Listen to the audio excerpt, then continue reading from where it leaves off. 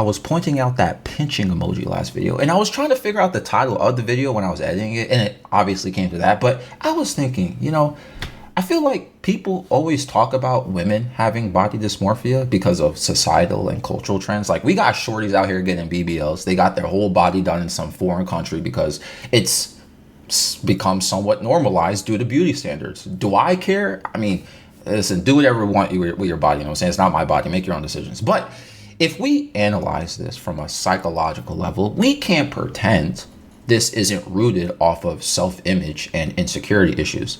Thinking your body doesn't look good enough or can be improved, so you go and get a modification, you spend thousands of dollars on something. Like, I mean, come on now. Like, but with men, I don't think we talk enough about this. Like, I talked about the pinching emoji, right? Men do get shamed for many things related to their body as well. Like, if they got the banana tip, they're short. I was watching Shrek last night with someone. It's Shrek 1, right? And tell me if I'm lying if you watch Shrek. A lot of the jokes were short jokes about Lord Farquaad. Like, they were even insinuating other things were shortcomings for him just because he was short, right? But anyway, I said banana tip being short. Hair loss is another one.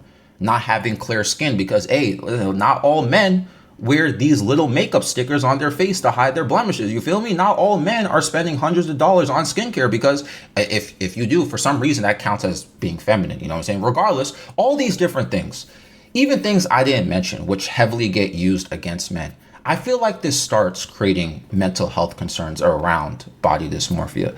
Personally speaking, I've never had issues with my meat size, but I always had issues with being too skinny. Growing up, people told me I was way too skinny.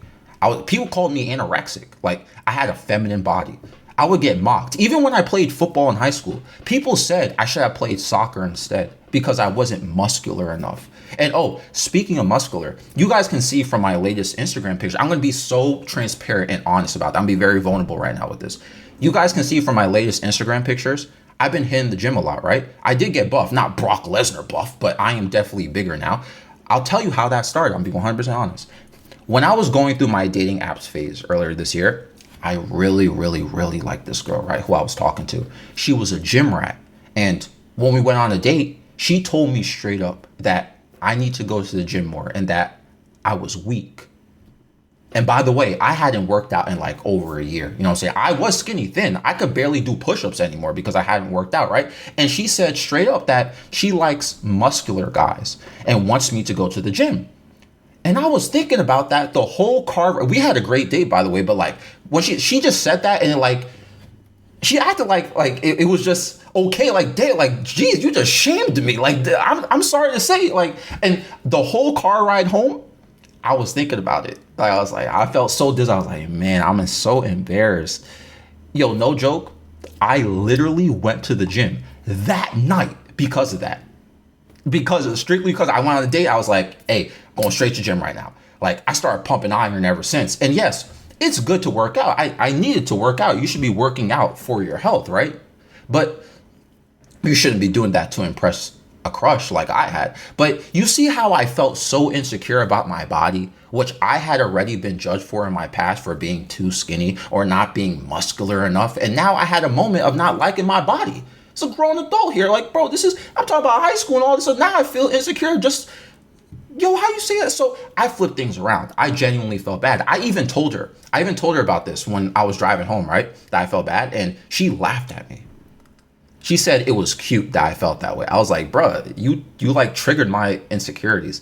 Now, I still go to the gym now, obviously, not because of her. I don't talk to her anymore. Well, technically it was because of her, but like, I don't talk to her anymore. I still don't go just because of her. But like, honestly, you know why I like going to the gym now? Because I like flexing in the mirror or wearing shirts and feeling my arms stretch the shirts out more, right? But see, I'm even admitting that I'm more focused on lifting because of my appearance, right? Not strictly for my health. I do 10 times more workouts on my abs, by the way. And this goes to the main topic here about cultural and social factors. Whenever you see ads, you see the quote, ideal male. You see a thin dude with some ripped abs and some muscles. Even in movies, main character looking physically fit. And then if you consume media, and I mean adult media, then we start skewing our perception on the meat size as well. And then social media will push those narratives as well. You even hear the word manlet get thrown around, or any sort of height reinforcement, or any sort of schlong reinforcement. And that becomes a weapon to attack someone's vulnerabilities. And then as men, you start developing that body dysmorphia. And at the same time, you might start to grow resentment towards women, or start expanding upon stereotypes of women who push these narratives, who use those weapons, right? And again, like I said last video, I'm not just picking on one gender here. Men and women both push stereotypes towards each other, especially about their appearances, right, respectively. So it's not just men who are the victims here. Some men don't feel that way. Though what I just said about how it's not men who are just the victims here, some men don't feel that way, because naturally you're going to feel biased towards your own kind, right? If beauty standards weren't, I don't want to get into that, right? Let's just focus on the main point here. If beauty standards, this is the main point. If beauty standards were as specific as they are for both men and women now, we wouldn't be having this problem as much. We wouldn't even be talking about this. And for both men and women, when we experience body dysmorphia, this is what starts creating higher rates of anxiety, depression, and I'll be honest, even social withdrawal. Because they're going to start thinking, if you feel like you have body dysmorphia, or you're going through something, you're going to start thinking, yo, who wants to hang out with me? Like, who wants to hang out with some short, hair loss, acne filled fat dude who's already lacking confidence because of that? And now I don't have any social experience, so I can't even talk to people because I'm socially withdrawing. And then because of how society is here judging appearances, it's like, it's messed up. And I feel bad for both men and women who deal with that. And that's why, and I've seen you guys judge me for this in the comments, but which I don't, what I say I think is fair. I put it out there. So, I mean, I think I'm open to judgment, right? But I see you guys judge me in the comments for, like, you see in my story time videos, clearly the people who are my friends online, I hang out with quote, weird people, right? Like, yo, here's the thing though. I don't care what you look like in real life, bro. That's one thing. Even my friends in real life, I don't care if you're short, you have hair loss or whatever. My friends online or whatever, I don't care if you like My Little Pony, or you're a furry, or you're a femboy, or anything like that. I don't care. Will you be nice around me? Will you be nice to be around? Can we have level-headed conversations? Are you not emotionally or socially draining? Okay, then we could be friends. Forget what you look like, bro. The stigma though about a man's body will cause someone to have weight anxiety, or even start over exercising. That happened to me before, by the way, the over exercising thing. Like, I told you I was like really skinny. I used to actually take a weight gainer protein powder, and I used to work out. I still have it, and I just haven't been touching it. You know what I'm saying? I used to work out like crazy and drink this like 2,500 calorie tub a few times a day. It was a lot of money. And it did make me gain weight. Had a lot of protein, had a lot of calories, but I was like, bro, you think about this now, what is this rooted from? Self-image issues. Why am I consuming a 2,500 calorie tub numerous times a day to look bigger and muscular and tough, rather than seeking help or self-analyzing my insecurities? And this is exactly what I'm talking about. If you feel like you're too skinny, not muscular enough, you're too fat, or you're too short, or other physical attributes that don't make you the quote ideal man, let me tell you, you're 100% valid to feel anxiety, depression, or social withdrawals because of this. Your feelings are 100% valid. But now you got to figure out what to do about it. You know what? Yeah, I'm skinny, and it made me insecure because I felt like I was being mocked, or I didn't feel manly enough. So I started lifting more. All right, whatever.